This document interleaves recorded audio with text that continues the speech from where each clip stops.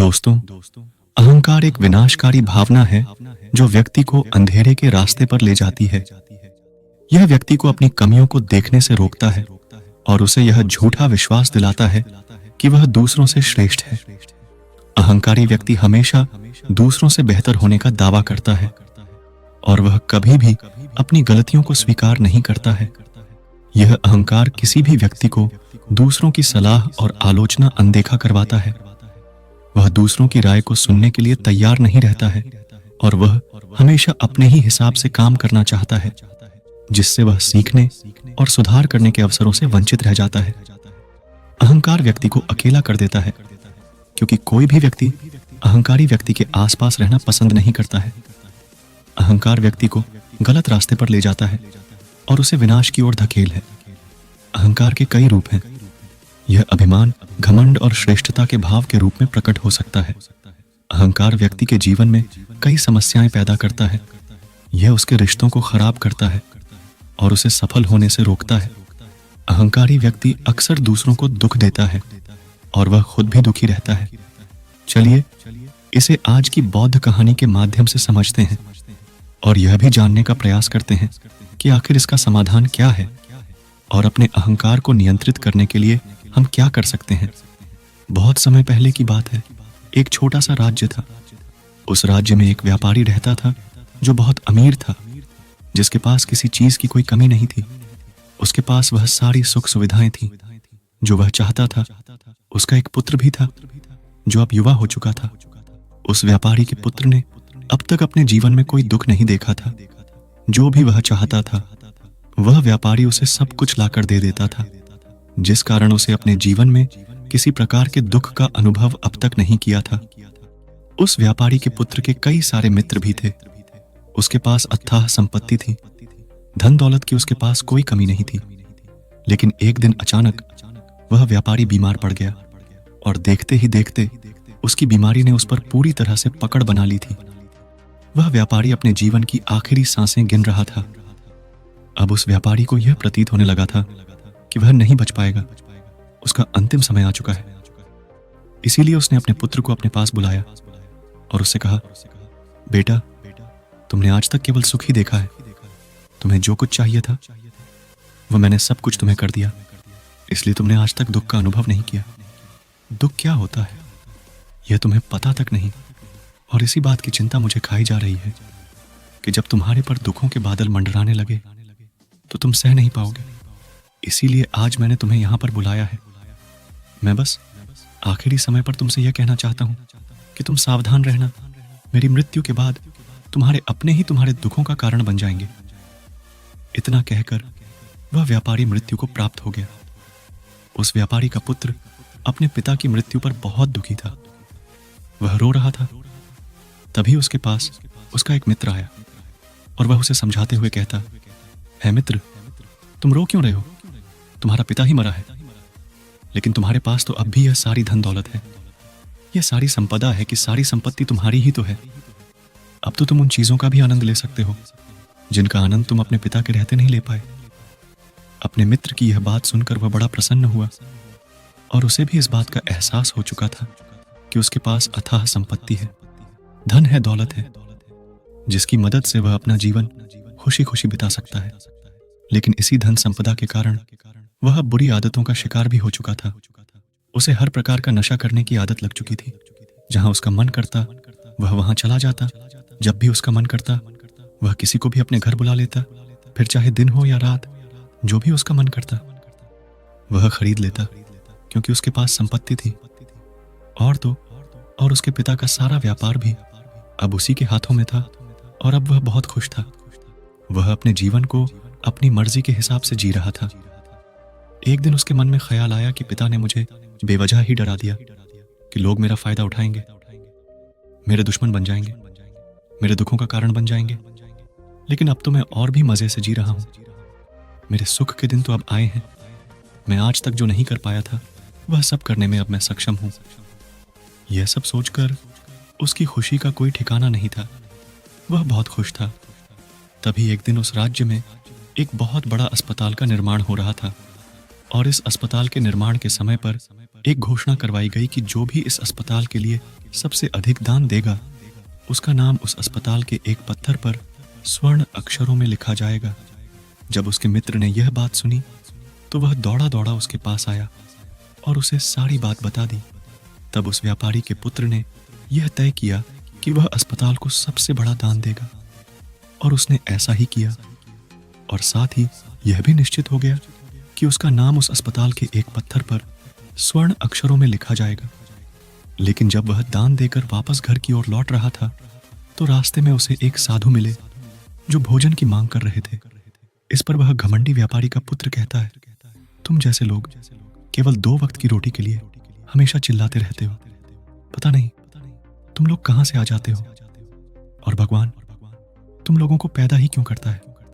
तुम लोग गंदगी हो, तुम्हें जीने का कोई हक नहीं। केवल अपना पेट भरने के लिए 2 वक्त की रोटी के लिए तुम किसी के सामने भी झुक जाते हो। यदि झुकना ही है तो उस ईश्वर के सामने झुको। शायद वह तुम्हारी गलतियों को माफ कर दे और तुम्हें एक अच्छा जीवन प्रदान करे। हो सकता है वह तुम्हें भोजन भी दे दे। वह लड़का उन साधु को खरी खोटी सुनाकर वहां से चला गया। धीरे धीरे उस लड़के के पास उसके मित्रों, सहयोगियों और रिश्तेदारों की संख्या बढ़ने लगी। अब हर कोई उससे बिना पूछे कोई काम नहीं करता था। हर चीज में उसी से पूछा जाता था, जिस कारण उस लड़के को लगने लगा था कि अब मेरे बिना कोई काम नहीं हो सकता। जो भी हूं मैं ही हूं। जिस कारण उस लड़के का अहंकार अब 7वें आसमान पर था। सभी लोगों ने उसका मन जीत लिया था। सब लोग उसके विश्वास पात्र बन चुके थे। उस लड़के के पास अपार धन था, जिस कारण सब उससे जुड़े हुए थे। लेकिन यह बात उस लड़के को समझ नहीं आ रही थी। सभी लोग विश्वास के नाम पर अब उस लड़के से धन उधार लेने लगे थे, और वह भी खुशी खुशी लोगों को धन उधार में दे दिया करता है। जो कोई उसे धन उधार लेने आता, वह जितना मांगता वह उससे ज्यादा ही उन्हें दिया करता, क्योंकि वह सभी की नजरों में अपने आप को साबित करना चाहता था। वह अपने आप को महान दिखाना चाहता था। लेकिन धीरे धीरे उसकी बुरी आदतों के कारण अब उसका व्यापार चौपट होने लगा था। देखते ही देखते एक दिन व्यापार में उसे बहुत बड़ा घाटा हुआ। उसका पूरा व्यापार कर्ज में डूब गया। अब वह बहुत परेशान हो चुका था, बहुत चिंतित हो चुका था। उसे यह समझ नहीं आ रहा था कि आखिर यह सब क्या हुआ। मेरे पास तो कुछ समय पहले अपार धन था, और आज मेरे ऊपर बहुत बड़ा कर्जा है जिसे मुझे चुकाना ही होगा। तभी उसे उधार दिया हुआ धन याद आया, जो उसने अपने मित्रों और सहयोगियों को दिया था, अपने रिश्तेदारों को दिया था। उसने सभी से वह अपना दिया हुआ कर्ज वापस मांगना शुरू किया, लेकिन किसी ने भी उसका दिया हुआ कर्ज उसे वापस नहीं दिया, बल्कि लोगों ने उसे धुतकार कर वहां से गा दिया। वे एक एक करके सभी के पास गया, लेकिन किसी ने उसकी कोई मदद नहीं की। देखते ही देखते उसका सब कुछ बिक गया। अब उसके पास कुछ ना था, वह सड़क पर आ चुका था। तभी वह यह सोचने लगा कि अपने सुख के दिनों में मैं यह नहीं जान पाया कि मैं अपने शत्रुओं से घिरा हुआ हूं। मेरे पिताजी सही कहते थे कि मेरे अपने ही मेरे दुखों का कारण बनेंगे। पिताजी, आपका धन्यवाद, लेकिन मैं आपकी बातों को समझ नहीं पाया, और आज देखिए क्या क्या हो गया। वह सारा दिन यहां से वहां भटकता रहा और सोचता रहा कि अब आगे क्या होगा। वह कैसे खाएगा, कहां रहेगा और कैसे सोएगा। उसे अपने पिता की याद सता रही थी। वह उन्हें याद कर करके रो रहा था। उसकी आंखों से आंसू बह रहे थे, लेकिन अब बहुत देर हो चुकी थी और अब धीरे धीरे उसे भूख भी लग रही थी। तभी उसने सोचा कि मैं उसी अस्पताल पर चलता हूं जहां पर पत्थर पर मेरा नाम स्वर्ण अक्षरों में लिखा गया है। मैं जाकर वहां पर कुछ दद मांगता हूं। वह वहां पहुंचा और वहां के मालिक से वह कहता है, आपने मुझे पहचाना? मैं वही हूं जिसने इस अस्पताल को सबसे बड़ा दान दिया है, और मेरा नाम इस अस्पताल के पत्थर पर स्वर्ण अक्षरों में लिखा गया है। हालांकि इस समय मेरी हालत कुछ खराब है और मेरे पास खाने के लिए भी कुछ नहीं है। क्या आप मुझे कुछ भोजन दे सकते हैं? मैं भूखा हूं, मुझे बहुत जोरों की भूख लगी है। मेरे अपनों ने मुझे धोखा दे दिया है। क्या आप मुझे कुछ भोजन दे सकते हैं? तभी मालिक कहता है, भिखारियों को भोजन इस अस्पताल के बाहर दिया जाता है। अस्पताल के अंदर नहीं जाओ और जाकर बाहर बैठ जाओ। और रही बात तुम्हारे नाम की, तो भिखारियों का नाम अस्पताल के पत्थर पर स्वर्ण अक्षरों में नहीं लिखा जाता। मालिक ने तुरंत ही उस लड़के का नाम अस्पताल के उस पत्थर पर से हटवा दिया और फिर एक बार घोषणा करवा दी कि अस्पताल को जो सबसे बड़ा दान देगा उसका नाम इस अस्पताल के पत्थर पर स्वर्ण अक्षरों में लिखा जाएगा। यह सब देखकर वह लड़का बड़ा हैरान था, बड़ा अचरज में था। वह मन ही मन रो रहा था और सोच रहा था कि जीवन कितना दुखदाई है, जीवन बहुत छोटा है। अब मैंने जान लिया कि पत्थर पर लिखा हुआ नाम भी मिटाया जा सकता है, और यदि पत्थर पर लिखा हुआ नाम मिटाया जा सकता है तो इस जीवन का क्या मोल? यह जीवन भी कभी भी समाप्त हो सकता है। उस लड़के को जोरों की भूख लगी थी। वह अस्पताल के बाहर जाकर एक कोने में बैठ गया। लोग आते रहे और भिखारी को कुछ ना कुछ दान देते रहे, लेकिन वह लड़का, उसकी हिम्मत ही नहीं हो रही थी कि वह भीख मांग सके, और ना ही वह उन भिखारियों में बैठना चाहता था। देखते ही देखते दोपहर से रात का समय हो चुका था, लेकिन अब तक उसे कुछ भी ना मिला था। लेकिन उसकी भूख बढ़ती चली जा रही थी और उसे जोरों की भूख लगी थी। पहली बार उसने अपनी भूख को जाना था, अपने पेट की इस आग के बारे में जाना था, और इस भूख के कारण वह इतना परेशान हो चुका था कि उसने तय किया कि वह अस्पताल से ही कुछ चुरा लेगा और उसे खाकर अपना पेट भर लेगा जैसे ही वह वहां से उठता है। तभी वह साधु वहां पर आ जाते हैं जिसे उस लड़के ने बहुत खरी खोटी सुनाई थी। वह साधु उस लड़के के पास आकर कहते हैं, बेटा, हम पहले भी मिल चुके हैं। वह साधु भिक्षा से वापस लौट रहे थे। उन्होंने कुछ भोजन उसे देते हुए कहा, यह लो, खा लो, तुम्हें जोरों की भूख लगी होगी। मैं तुम्हें जानता हूं, मैं समझता हूं कि हालात तुम्हें जबरदस्ती झुकाना चाहते हैं, लेकिन तुम लोगों के सामने झुकना नहीं चाहते। लेकिन अगर तुम लोगों के सामने झुकेंगे नहीं तो तुम्हें भोजन भी नहीं मिलेगा। आज तो मैंने तुम्हें भोजन दे दिया है जिससे तुम्हारी भूख मिट जाएगी, लेकिन यह भूख रोज लगेगी। यह पेट की आग कभी नहीं मिटती।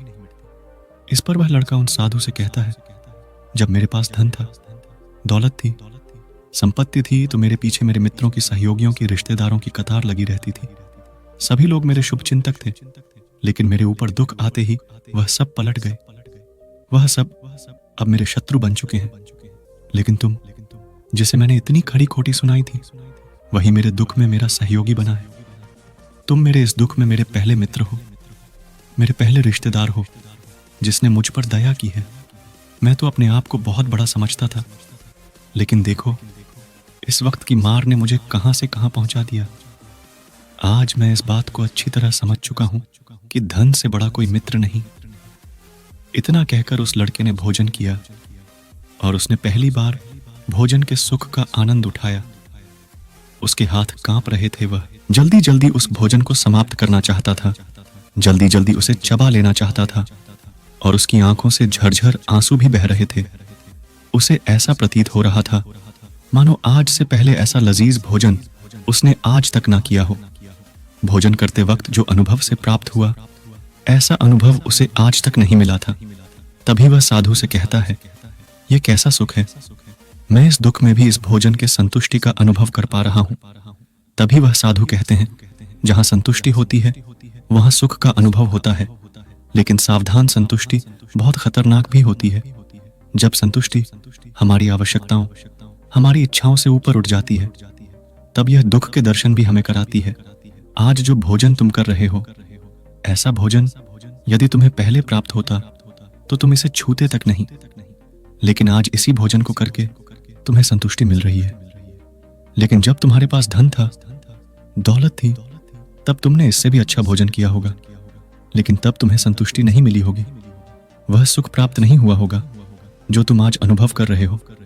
लेकिन सावधान, अगर ऐसा ही भोजन तुम्हें रोज मिलता रहे तो तुम और भी अच्छे भोजन की कामना करने लगोगे, और इसी कामना की संतुष्टि के लिए तुम्हारे मन में दुख पैदा होगा। और जब तुम अपने मन की इस कामना की संतुष्टि कर दोगे तो तुम्हें सुख भी प्राप्त होगा, लेकिन यह सुख आएगा और चला जाएगा। और जब तुम्हारे जीवन में इसी प्रकार के भोजन हमेशा आते रहेंगे और जाते रहेंगे, तो तुम किसी और कामना, किसी और इच्छा की ओर आगे बढ़ने लगोगे।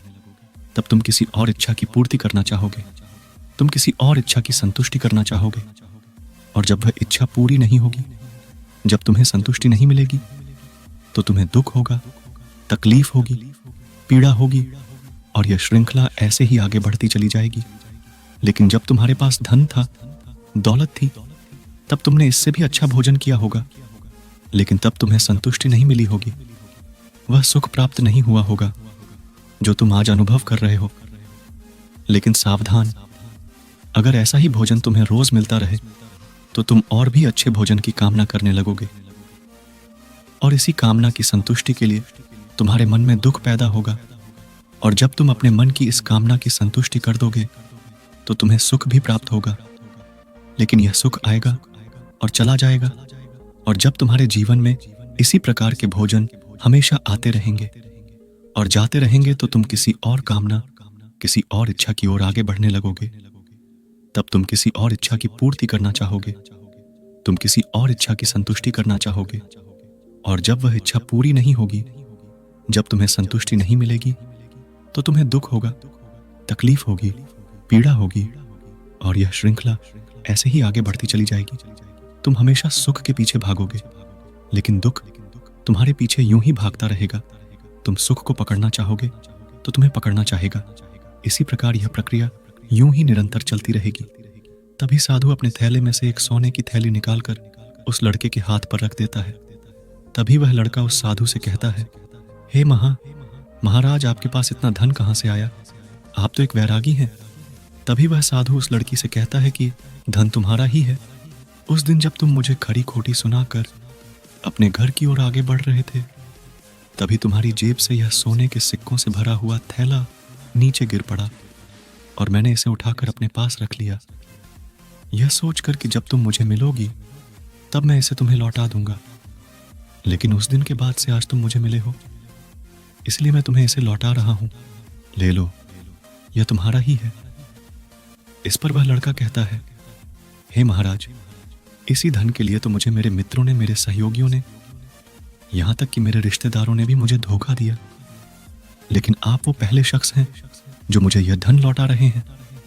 और वहीं पर जो मैंने धन, जो कर्ज मैंने अपने मित्रों, अपने सहयोगी, अपने रिश्तेदारों को दिया था, अपने बुरे समय पर जब मैंने उनसे मांगा तो उन सभी ने वो धन देने से मुझे मना कर दिया। कईयों ने तो मुझे खरी खोटी सुनाकर अपने घर से धक्के मारकर निकलवा दिया। लेकिन आप महाराज, वह पहले शख्स हैं जिन्होंने मेरे इस बुरे समय पर मेरा साथ दिया है, मेरा धन मुझे वापस लौटाया है। मैं आपकी सहायता के लिए आपका आभारी हूं। मैं इस धन से अपना व्यापार फिर से शुरू करूंगा और इस व्यापार को नई ऊंचाइयों तक ले जाऊंगा। तभी वह साधु उस लड़के से कहते हैं, हमें कोई दुख नहीं देता, बल्कि दुख के कारण तो हम स्वयं ही होते हैं। हम स्वयं ही खुद को धोखा देते हैं। सुख में हम भ्रमित रहते हैं। हमें यह पता नहीं चलता कि हम सही कर रहे हैं या गलत, और इसी प्रकार हम एक माया जाल में फंसते चले जाते हैं, क्योंकि सुख में हम अपनी आंखें बंद करके बस उस सुख का आनंद लेते हैं, और हम किसी चीज की तरफ ध्यान नहीं देना चाहते। हम नहीं जाना चाहते कि जीवन मीठा है तो कड़वा भी है, सच है तो झूठा भी है। सुख में हम केवल अपने अहंकार को बढ़ावा देते हैं। अहंकार व्यक्ति को गलत रास्ते पर ले जाता है और उसे विनाश की ओर धकेल है, व्यक्ति को अंधा बना देता है। इसी के विपरीत अगर हम देखें तो विनम्रता एक ऐसा गुण है जो व्यक्ति को सफलता की ओर ले जाता है।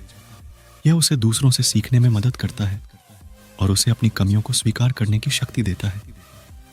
अहंकार का त्याग कर विनम्रता को अपनाना ही सफलता और खुशी का मार्ग है। विनम्रता हमें अपनी कमियों को स्वीकार करने और उनमें सुधार करने की शक्ति देती है। यह हमें दूसरों से सीखने और उनके अनुभवों से लाभ उठाने के लिए प्रेरित करता है।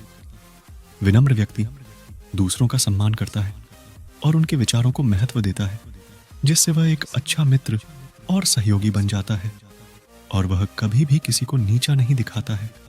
इसलिए अहंकार से बचना चाहिए और अपने अंदर विनम्रता का भाव रखना चाहिए। अहंकार और विनम्रता के बीच का अंतर एक कहानी के माध्यम से समझा जा सकता है। तभी इस पर वह लड़का कहता है, आप ठीक कहते हैं। जब मेरे पास धन दौलत थी, संपत्ति थी, तब मैं अंधा हो चुका था। मैं किसी चीज पर ध्यान नहीं देता था। मैंने उसे अपने इन दोनों हाथों से लुटाया है, और आज जब वह मेरे पास नहीं है तब मुझे उसके जाने का एहसास हो रहा है।